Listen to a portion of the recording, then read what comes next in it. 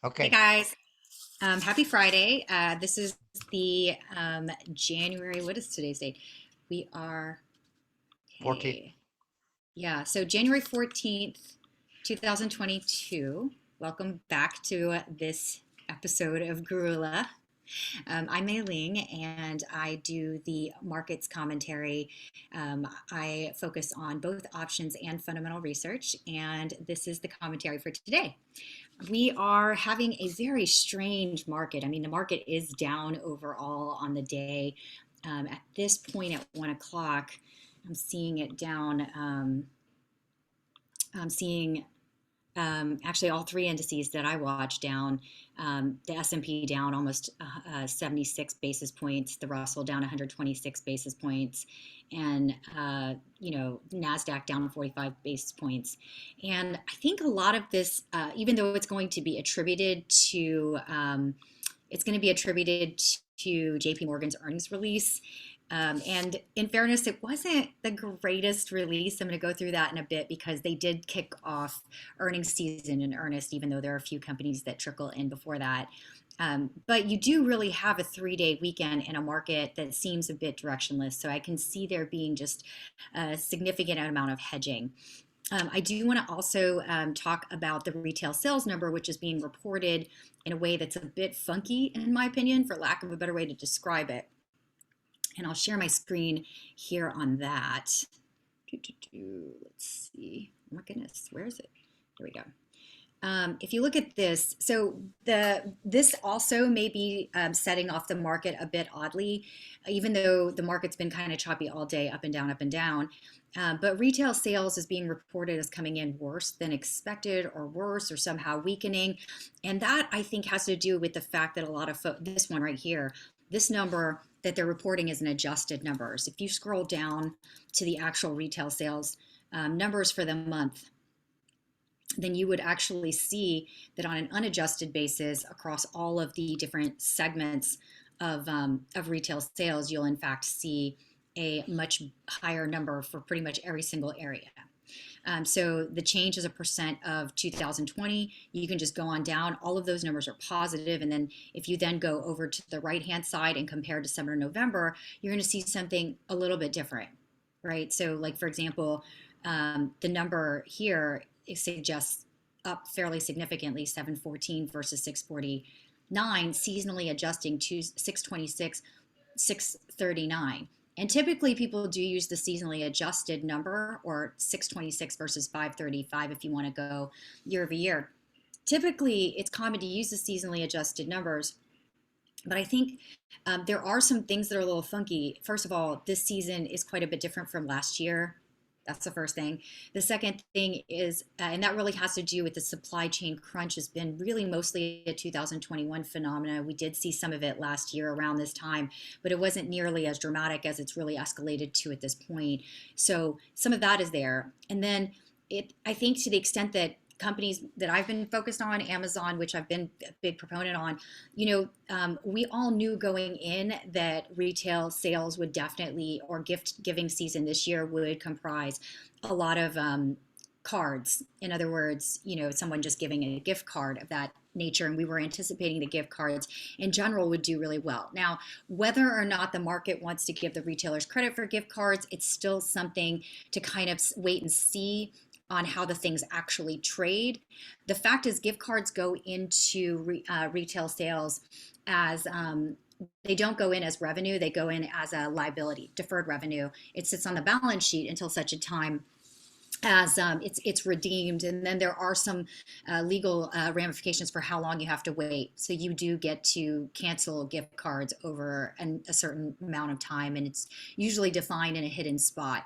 So I would anticipate seeing some really funky earnings reports this quarter. Still, I wouldn't necessarily think that they meant that the consumer wasn't strong. In fact, the banks reporting earnings this morning indicated very clearly that loss ratios across pretty much all of them, so that's Wells, Citibank, JP Morgan, and First Republic, all of them that reported in my universe reported very, very strong retail consumer situation. So loans were, there was loan growth, receivable credit card receivable volumes were higher, but the payoffs, people are paying off their credit cards. So the actual amount for which net interest margin interest is being charged is lower, and then balances are higher. So we still have an extremely strong consumer.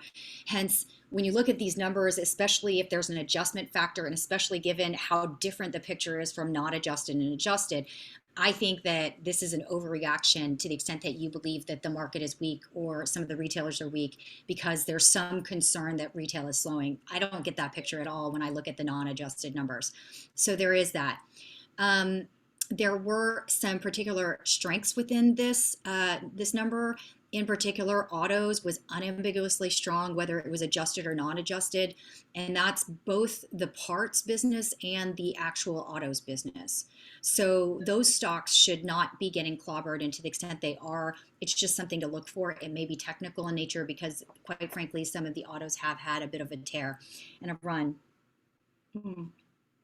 Additionally, and I was a little bit surprised, clothing did well. Clothing doesn't usually or always even do well. But I think people are getting tired of wearing the same clothes after 2 years. And even if they're indoors, retail clothing, which usually is not an area of strength, particularly women's clothing, did significantly better than I would have anticipated. And shoes also did very well, like surprisingly well, even on an adjusted basis. So these things are just things to note within retail that I would highlight. Now, the bigger, more interesting thing to really note about it are the initial read on the financial companies.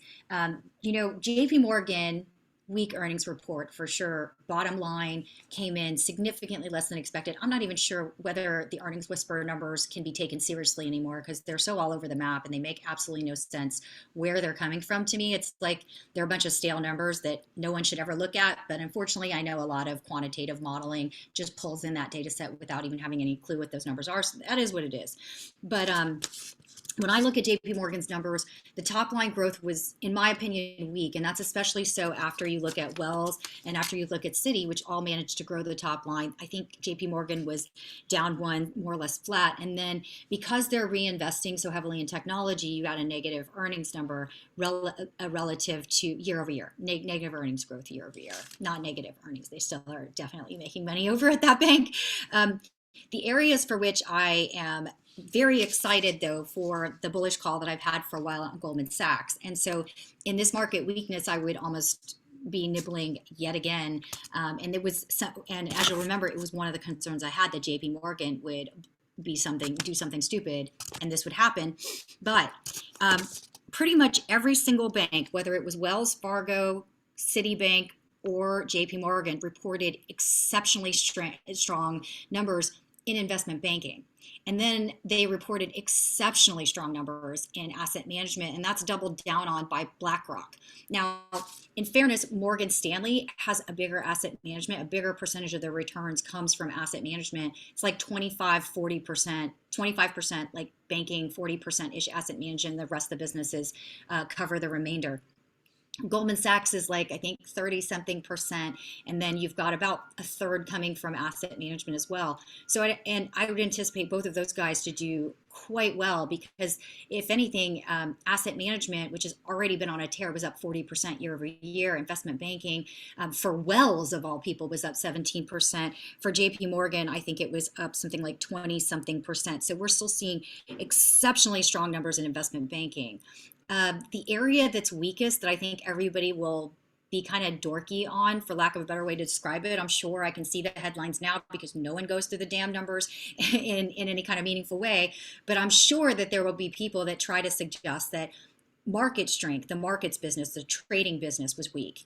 And if they look carefully, they'll see that most of the weakness on all three banks came from the fixed income business. And I have said over and over and over again, the fixed income business is not where Goldman Sachs makes its trading revenue, nor is it where Morgan Stanley does. They have historically never been fixed income houses. And even if they are, it's really two areas for which they focus, which is commodities in particular. That was the whole purchase of J. Aron back in the 80s, was so that they could get, maybe 90s, I may be slightly off, Maybe David, you know the answer to that. But they purchased J. Aron a million years ago, let's just call it, some time ago, before my time at Goldman. And that was to get access to commodities trading. They're very strong in commodities. And if you look specifically, Citi does break out the fixed income business, fixed income currency and commodities, FICC, the FIC business. So commodities and currencies did just fine and actually helped them have a slightly better number on trading, fixed income trading than JP Morgan did. So all in all, I would anticipate Goldman to have, if they took losses at all in fixed income, since it is the smaller part of the trading business, it would be significantly more muted than some of the other banks out there. Bank of America doesn't really have that strong of a commodities business, nor would I mean, like, it's arguable, but I don't think they're quite as strong as well on the currency business like a Goldman Sachs, like a Morgan Stanley. So I'm thinking that for all of the banks, equities trading was down too, but it's coming from the derivatives business, which is really funky to me. I'm not quite sure what that's all about. The strength is coming from stock lending for those businesses, for which Morgan Stanley and Goldman Sachs are quite strong, or it's officially called something else, but prime brokerage, I think, is what it's usually called. So you've got a couple of other things that are going on in there. Now, the other area that is really to be highlighted, and it really was what made the quarter for Wells, which showed top. I mean, as much as I like to talk crap about Wells, this was a decent quarter for them, but they made most of their money through private equity, which bodes well as well for a Morgan Stanley and Goldman Sachs. So in general, those trading down, and especially Goldman Sachs at like 6 times earnings, I still think that there's a reason to buy it. There's a reason to buy it either through call spreads or outright just buy the stock. And if I was going to do that, stop sharing for a bit. Let me just take a look at where I would now suggest it, given where the stock is trading.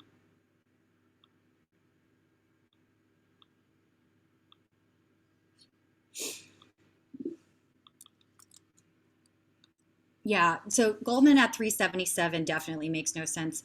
If you were to do, the 390s, 393, 400s on Jan 28th.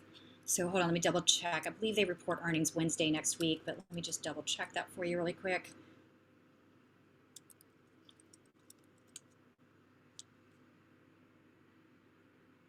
Yeah, they report on the 18th. What is the 18th? Yeah, is that Tuesday? Let's see, calendar below. Yeah, so Goldman will report on Tuesday. So as soon as we come back, Goldman will report. Goldman's currently yielding about 2% dividend yield at these levels. I would, if you were to even just do the 290, if you wanted to just do the week, Jan 21, if you wanted to buy the 390s, sell the 400s, you could do it for $1.63. Goldman probably will do a complete givesy backsy back to 395 is my suggestion. So is my suspicion. And then depending on how strong the market is, it may break 400 and go back to where it was trading before all of this craziness happened on this stock. But it will, yeah, so that's the anticipated situation. Now, for all of the numbers, one of the things that we are seeing that's a little bit strange is compensation. Usually compensation is compared to year over year. For whatever reason, compensation expense is coming in a bit higher, but that's a really stupid thing to be negative on a stock for, especially given the nature of these businesses. That just indicates that people are in the stock that probably don't know what these companies actually do. So there's that. Other things that I am seeing from Blackrock in particular, I was really intrigued. He is taking a bet for the firm that the yield curve will flatten versus steepen. And he believes that's one of the biggest risks in the marketplace. It was something he said as a one-liner. I'm actually really shocked because we are seeing some liftoff on the back end of the curve. And the FOMC meetings have been so clear that they are going to watch that yield curve and not have it do something strange. Specifically for him, when he's talking about steepeners and flatteners, he's accessing on the long end the 10-year, not the 20-year or the 30-year, which some people will occasionally be talking about. So he's doing the spread between the front of the curve and the 10-year.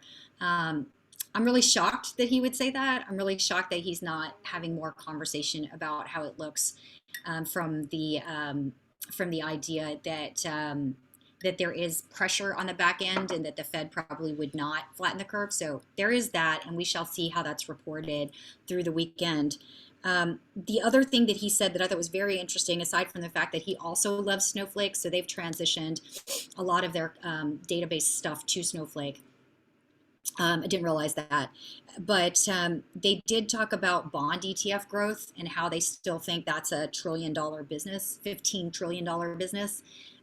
So that is an intriguing thing I want to investigate further. But it does bode well for the growth of companies like Market, MKTX. I'm not necessarily making a call on it yet because I think today, day before all of this craziness, it's not yet time to do that. Otherwise, that is more or less it for today. I would continue to be very constructive in the same places that we have been constructive. And that's really it. Any questions? Hi, May, it's Dave. Um, Morgan Stanley, not Morgan Mhm. Stanley, but JP Morgan. Yeah. I think the problem was they're the same earnings they were 3 years ago. But do you attribute that to putting a lot of money back into reinvesting it in tech, right?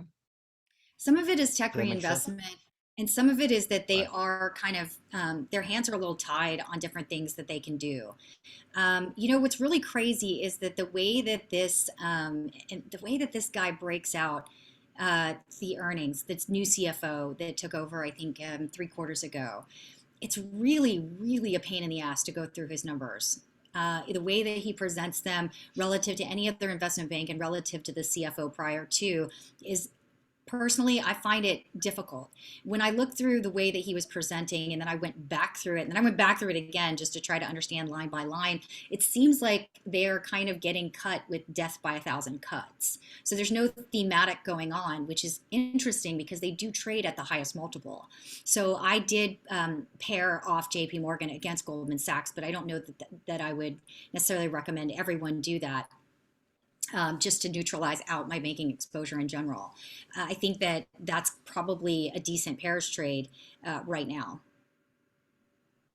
But yes, I think ever since Jamie Dimon had his heart attack and we all thought he was going to retire soon, and we've got this new CFO, it doesn't seem like there was an obvious direction. And there were several questions during the call that kind of, in my opinion, sounded a bit like that. So when they talked about technology, it was requested, hey, so you're doing all this tech spend and that's great, and I can see that it can improve costs, but can you like give us a little bit more timing and what kind of costs so that we can understand essentially the question that you had?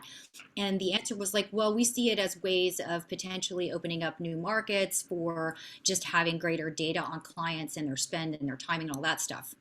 Cool. They saw it as ways of preventing fraud, et cetera. All of that had both cost savings and potentially positives on the other side. Also cool.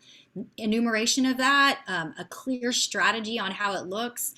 Haven't gotten that for 2 quarters from JP Morgan, and yet this thing trades at a significant premium to literally everything else in the marketplace. Next question. As rates go up, that's supposed to help banks, right?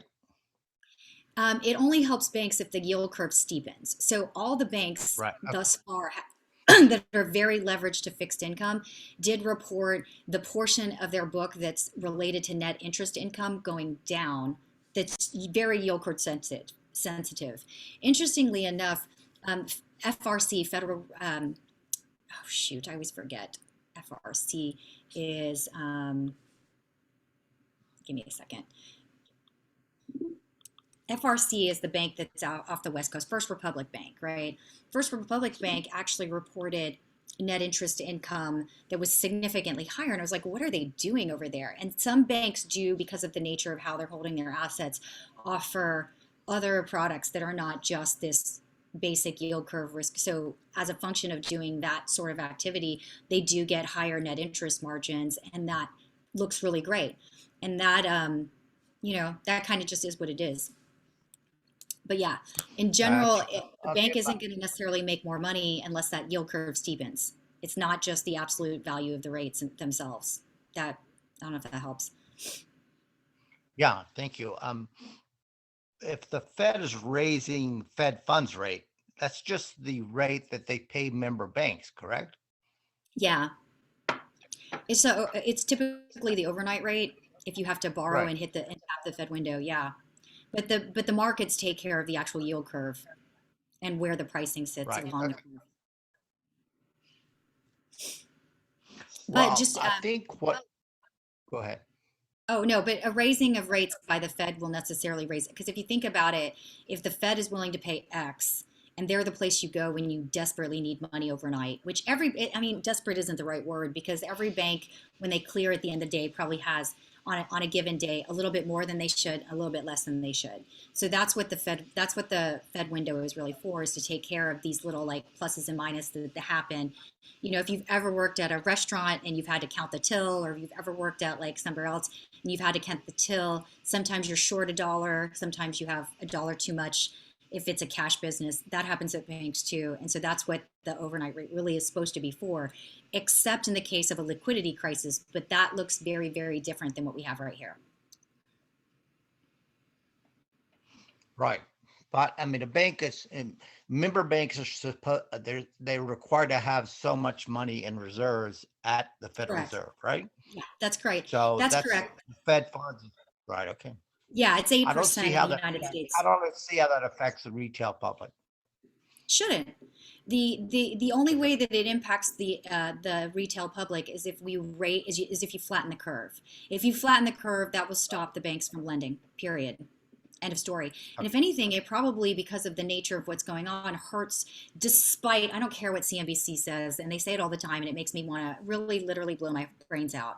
If you raise rates, it will necessarily 100% affect small businesses and medium sized businesses far more than it will affect large corporations who have multiple other ways of accessing capital.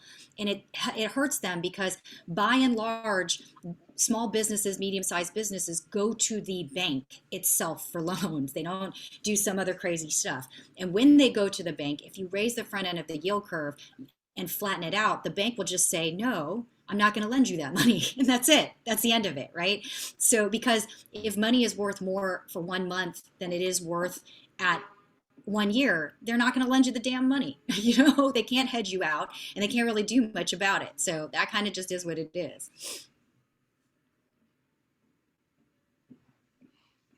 Does that make Okay. sense, or did I Thank you. say that in a crazy way? Yeah. Yeah. Perfect sense.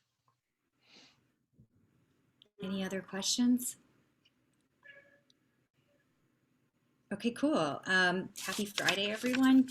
Have a great long weekend. And make sure you hedge out before this weekend because I think it'll be a little scary here coming into the close. Bye, guys. Let's see. I'm going to stop recording now.